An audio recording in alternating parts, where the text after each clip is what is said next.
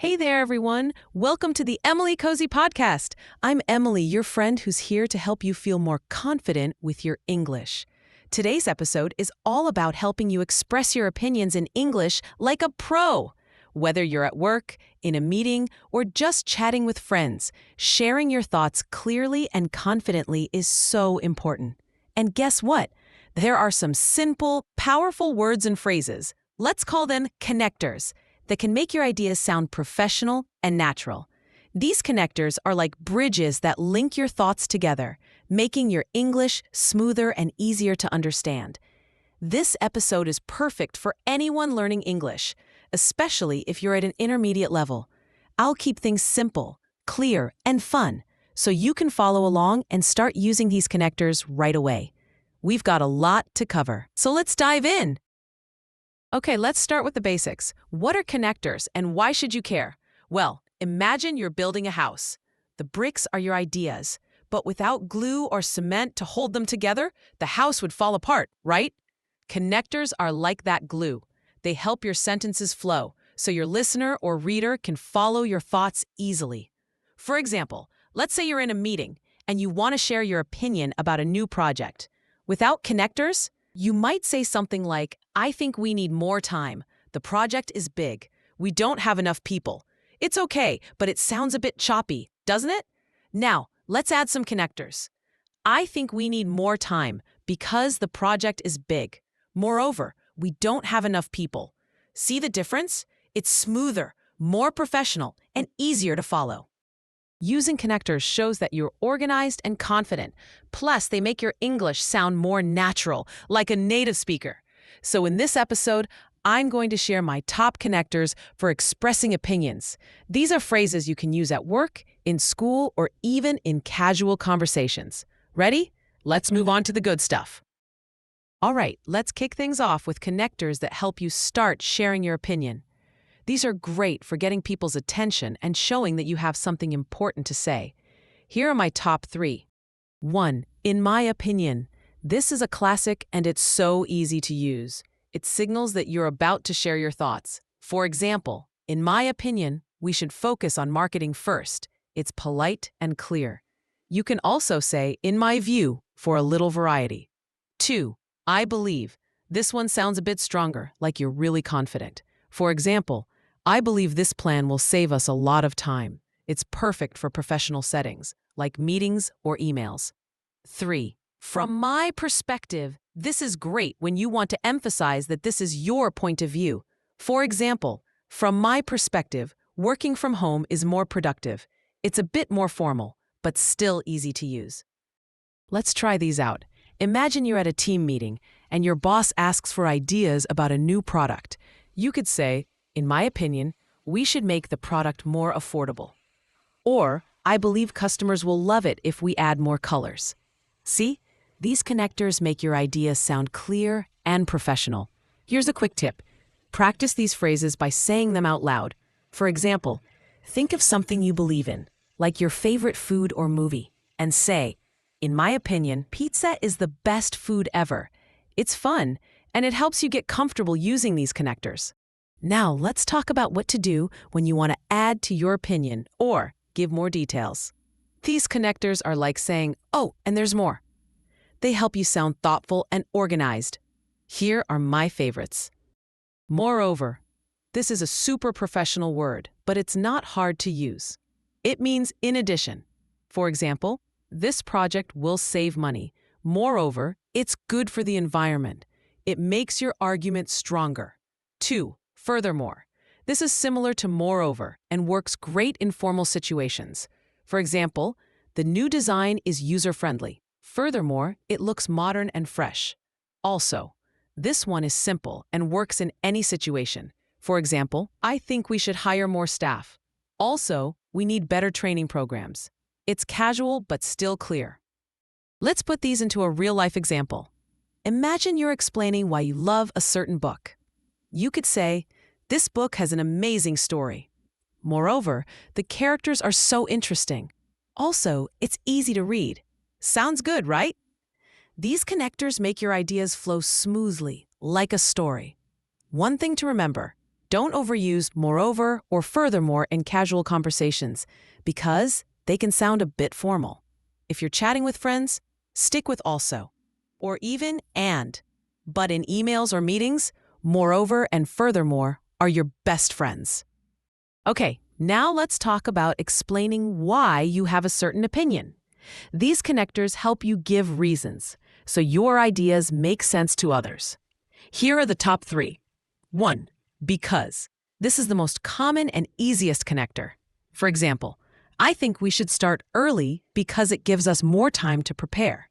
It's simple but powerful. Since. This is similar to because, but sounds a little more polished. For example, we should cancel the event since the weather is bad. It's great for professional or written English. 3. As. This one is a bit more formal but still easy to use. For example, I agree with the plan as it will save us money. It's perfect for emails or presentations. Let's try an example. Imagine you're talking about why you like working from home. You can say, I prefer working from home because it's more comfortable. Since I don't have to commute, I save time. As a result, I'm more productive. See how these connectors make your explanation clear and logical? Here's a fun practice idea. Think of something you love, like a hobby or a place. Then use because, since, or as to explain why. For example, I love hiking because it's relaxing. Try it. It's a great way to get better at explaining your ideas. Sometimes you want to share an opinion that's different from someone else's, or you want to show another side of the story. These connectors help you do that politely and clearly. Here are my top picks. 1. However. This is great for showing a contrast. For example, the plan is good. However, it might be too expensive. It's polite and professional. 2. On the other hand. This one is perfect for comparing two sides. For example, working late can help us finish the project. On the other hand, it might make us tired. It's clear and easy to use. 3. Nevertheless. This is a bit more formal, but it's great for emphasizing your point. For example, the task is difficult. Nevertheless, we should try our best. It sounds strong and confident. Let's see these in action. Imagine you discussing a new company policy. You could say, the new policy saves time. However, it might confuse some employees. On the other hand, it could improve teamwork. Nevertheless, we need to test it first. These connectors make your opinion sound balanced and thoughtful. A quick tip, when you use these connectors, try to stay polite, especially in professional settings. For example, instead of saying, you're wrong, say, I see your point. However, I think it keeps the conversation friendly and respectful. We're almost at the end, so let's talk about how to wrap up your opinion. These connectors help you finish your thoughts in a clear, confident way. Here are 3 great ones. 1. In conclusion. This is perfect for summarizing your ideas. For example, in conclusion, I think we should focus on quality, not speed. It's great for presentations or emails. 2. To sum up. This is a bit more casual but still clear. For example, to sum up, hiring more staff will help us grow. It's perfect for meetings or conversations. 3. All in all. This one is friendly and works in both casual and professional settings. For example, all in all, this project has a lot of potential. It's like giving a final, positive note. Let's try an example.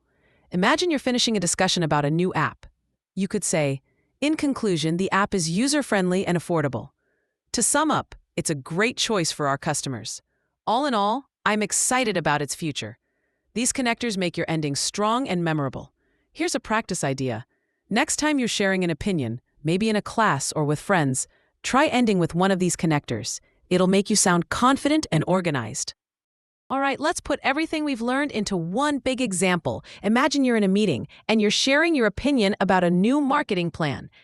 Here's how you could use all these connectors together.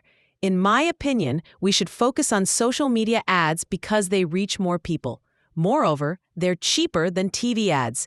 However, we need to make sure the ads are creative.